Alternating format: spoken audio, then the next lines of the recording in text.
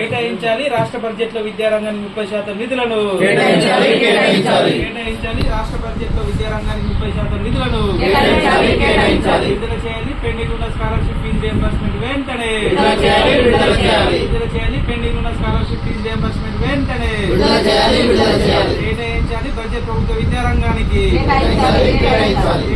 ప్రభుత్వ విద్యారంగానికి బడ్జెట్లు వర్ధిల్లాలి. విద్యార్థి యువజన ప్రజా ఉపాధ్యాయ సంఘాల ఐక్యత విద్యార్థి ఉపాధ్యాయ యువజన సంఘాల ఐక్యత. రాజన్న సిరిసిల్ల జిల్లా అధ్యక్షతన జరుగుతున్నటువంటి ఈ రౌండ్ టేబుల్ సమావేశానికి యూటీఎఫ్ అధ్యక్షుడిగా నేను పర్కాల రవీంద్రని హాజరయ్యాను. ఉపాధ్యాయ సంఘ అధ్యక్షుడిగా ఉపాధ్యాయ మేధావి వర్గ ఆలోచన విధానం ప్రకారం ప్రభుత్వ విద్యారంగ అభివృద్ధి కేవలం రాష్ట్ర బడ్జెట్లో ప్రభుత్వ విద్యారంగానికి 30% బడ్జెట్ కేటాయిస్తే తప్ప జరగని అభివృద్ధి జరిగే పరిస్థితి లేదు. గత ప్రభుత్వం ఈ ప్రభుత్వం కూడా అత్యల్ప బడ్జెట్ని మాత్రమే కేటాయించింది. దీన్ని ఈ రాబోయే అసెంబ్లీ బడ్జెట్ సమావేశాల్లో 30% కేటాయించాలని చెప్పి మా తరఫున మేము ప్రభుత్వానికి వినియోగిస్తాం. సమావేశంలో విద్యారంగానికి 30% నిధులు కేటాయించాలని చెప్పి రాజన్న సిరిసిల్ల జిల్లా కేంద్రంలో రౌండ్ టేబుల్ సమావేశం నిర్వహించడం జరిగింది. ముఖ్యంగా ప్రభుత్వ విద్యా వ్యవస్థని బలోపేతం చేయడం కోసం మరి ప్రభుత్వం 30% నిధులు కేటాయించాలని చెప్పి ఈ రౌండ్ టేబుల్ సమావేశం ద్వారా మేము డిమాండ్ చేస్తూ ఉన్నాం. ఇప్పటికే విద్యార్థులకు ప్రభుత్వ పాఠశాలలో కనీసమైనటువంటి వసతులు లేక ఈరోజు పేద విద్యార్థులు విద్యకు దూరం అవుతున్నటువంటి పరిస్థితులు ఉన్నాయి. మరొక వైపు ప్రభుత్వం ఇవ్వాల్సినటువంటి ఫీజు రియంబర్మెంట్స్, స్కాలర్షిప్లు సరైన సమయంలో ఇవ్వక పేద విద్యార్థులు ఈరోజు చదువుకు దూరం అవుతున్నటువంటి పరిస్థితులు కూడా కనబడుతున్నటువంటి పరిస్థితి ఉన్నది. ఇప్పటికీ తెలంగాణ రాష్ట్రానికి విద్యాశాఖ మంత్రి లేకపోవడం ద్వారా ఈరోజు విద్యా వ్యవస్థ మొత్తం కూడా తెలంగాణ రాష్ట్ర వ్యాప్తంగా భ్రష్టు పట్టేటువంటి పరిస్థితులు కూడా కనబడతా ఉన్నాయి. కాబట్టి వచ్చే బడ్జెట్లో ప్రభుత్వం ఈ పేద విద్యార్థులకు ఒక నాణ్యమైనటువంటి విద్య, నాణ్యమైనటువంటి భోజనం అందించేటువంటి విధంగా సంక్షేమ హాస్టళ్లకు, గురుకులాలకు, కేజీబీవీలకు, అదేవిధంగా మోడల్ స్కూల్స్, ప్రభుత్వ పాఠశాలకు అందరికీ కూడా ఒక ఉన్నతమైన విద్య, అదేవిధంగా ఉన్నతమైనటువంటి ఒక క్వాలిటీ భోజనం అందించేటువంటి విధంగా నిధులు కేటాయించాలని సందర్భంగా తెలియజేస్తా ఉన్నాం. మరి ప్రభుత్వం కేటాయించకపోతే మరి అన్ని సంఘాలను కలుపుకొని పెద్ద ఎత్తున పోరాటాలను ఉధృతం చేస్తామని చెప్పి కూడా ఈ రౌండ్ టేబుల్ సమావేశం ద్వారా ప్రభుత్వం డిమాండ్ చేస్తా ఉన్నాం. 30% బడ్జెట్ కేటాయింపు చేయాలనేది ప్రధానమైన అంశము. ఈ అంశాన్ని ఇదే విధంగా ముందుకు తీసుకొని పిల్లల భవిష్యత్తు కోసం అడుగుతా ఉన్నాము. పిల్లలు ఎందుకంటే గవర్నమెంట్ స్కూళ్లలో పేద ప్రజలు, పేద పిల్లలు, పేద విద్యార్థులు చదువుతున్నారు కాబట్టి వారికి అనారోగ్యం ఉండొద్దని, మానసికంగా శారీరకంగా ఆరోగ్యంగా ఉండంటే మంచి పౌష్టికాహారం కావాలని గవర్నమెంట్ మేము డిమాండ్ చేస్తా ఉన్నాము. కేంద్ర ప్రభుత్వం బేచి పడావో బేచి బటావో అనే పదం కాదు కానీ ఆరోగ్యంగా పిల్లలు ఉంటుండ్రా లేదా, ఫస్ట్ అమ్మాయిలు రక్తహీనతో బాధపడతా ఉన్నారు, అలాగే అబ్బాయిలు అయితే చిన్న వయసులోనే చితికిపోతా ఉన్నారు వాళ్ళకి అనారోగ్యంగా. ఎందుకంటే పౌష్టికాహారం లేని పేద పిల్లలు కాబట్టి వాళ్ళకి మంచి పౌష్టికాహారం అందాలని మేము బడ్జెట్ కేటాయింపు 30% కావాలని మేము ప్రజా సంఘాల నుండి డిమాండ్ చేస్తా ఉన్నాము. దీనికి సపోర్ట్ గా మేము కూడా అఖిల భారత ప్రజాతంత్ర మహిళా సంఘంగా ఉద్యమము ఈ విద్యార్థుల కోసం మరిదశ ఉద్యమం కూడా స్టార్ట్ చేయడానికి ఈ రౌండ్ టేబుల్ సమావేశంలో మేము ప్రభుత్వానికి డిమాండ్ చేస్తా ఉన్నాము. అదేవిధంగా పేద ప్రజలు కాన్వెంట్ స్కూళ్లలో డబ్బులు పెట్టి చదివిస్తున్నారు. పేద ప్రజలకైతే కూలి లేని పరిస్థితిలో, విద్యార్థి ఫీజు లేని కట్టలేని పరిస్థితిలో, అలాంటి పరిస్థితుల్లో వాళ్ళు గవర్నమెంట్ స్కూల్లో ఎంచుకొని వాళ్ళు చదివిస్తున్నారు. కాబట్టి ఆ విద్య మరి కొనసాగాలంటే, విద్యార్థులు బలపడాలంటే, విద్యకు మంచి విద్య పేదలకు అందాలని, పేదలను ఆదుకోవాలని ప్రభుత్వం మేము డిమాండ్ చేస్తా ఉన్నాము. ఇదే విధంగా 30% గిట్ట రిజర్వేషన్ గిట్ట అమలు చేయాలంటైతే మేమందరము తల్లిదండ్రుల దగ్గరికి వెళ్లి విద్యార్థులకు న్యాయం చేయడం దశగా మేము పోరాటంలో ముందుంటామని తెలియజేస్తాం. ఎస్ఎఫ్ఐ రాజన్న సిరిసిల్ల జిల్లా కమిటీ ఆధ్వర్యంలో రాష్ట్ర కమిటీ పిలుపులో భాగంగా రానున్నటువంటి అసెంబ్లీ రాష్ట్ర బడ్జెట్ లో విద్యారంగానికి 30% నిధులు కేటాయించాలని చెప్పేసి ఈరోజు రౌండ్ టేబుల్ సమావేశం పెట్టుకోవడం జరిగింది. ఈ రౌండ్ టేబుల్ సమావేశానికి జిల్లాలో ఉన్నటువంటి వివిధ విద్యార్థి, యువజన, ప్రజా, ఉపాధ్యాయ, సామాజిక సంఘాలందరూ కూడా, తల్లిదండ్రుల సంఘాలు కూడా హాజరు కావడం జరిగింది.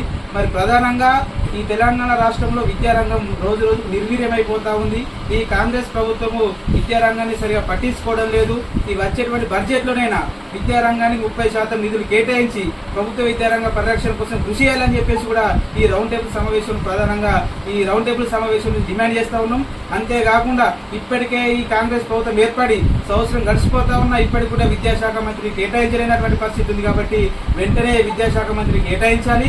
ఇప్పటి వరకు పెండింగ్ లో ఉన్నటువంటి ఏదైతే 8,500 కోట్ల రూపాయల స్కాలర్షిప్స్, ఫీజు రియంబర్స్మెంట్ పెండింగ్ లో ఉన్నాయో వాటన్నిటిని కూడా విడుదల చేయాలని చెప్పేసి కూడా ఈ రౌండ్ టేబుల్ సందర్భంగా డిమాండ్ చేస్తా ఉన్నాం.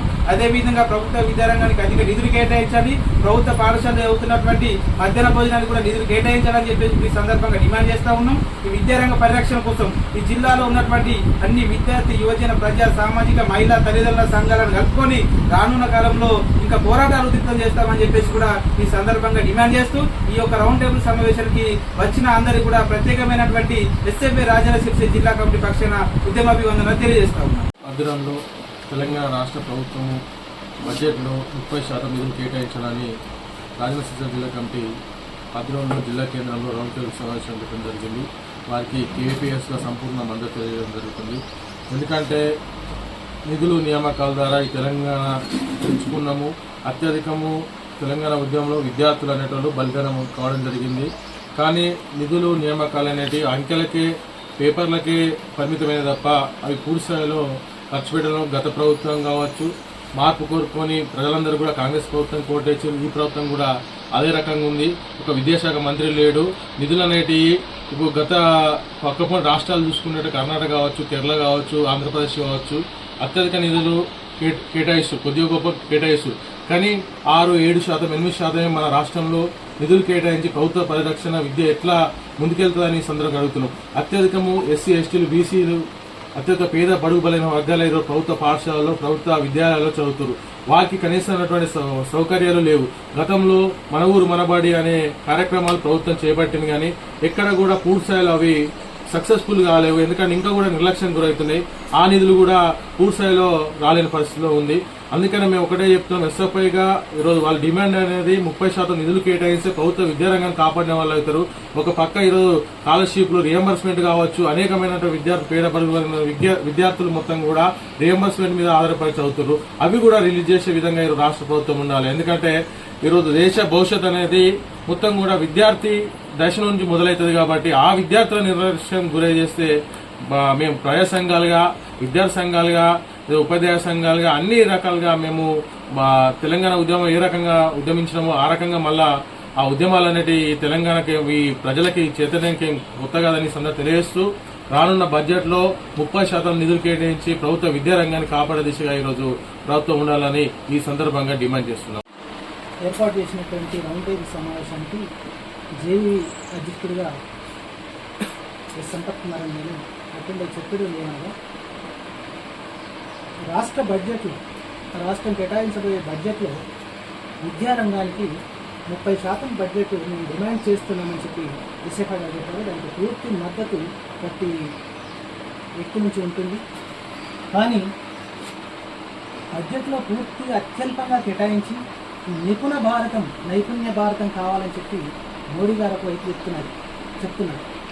నైపుణ్య భారతి ఎట్లా ఉంటుందన్న నైపుణ్య భారతి ఎలాంటి బడ్జెట్ లేకుండా, ఎలాంటి ఏది లేకుండా కనీసం పాఠశాలలకు వెళ్తే ల్యాబ్ల సంగతి దేవుడెరుగు, అక్కడ కనీస అవసరాలైనటువంటి యూరినల్స్ కానీ, ఇంకా ఏమైనా కానీ, ఇంకేమైనా నీటి వసతి కానీ, మంచినీళ్ళ వసతి కానీ లేకున్నటువంటి పరిస్థితులలో విద్యార్థులు ఉంటున్నారు.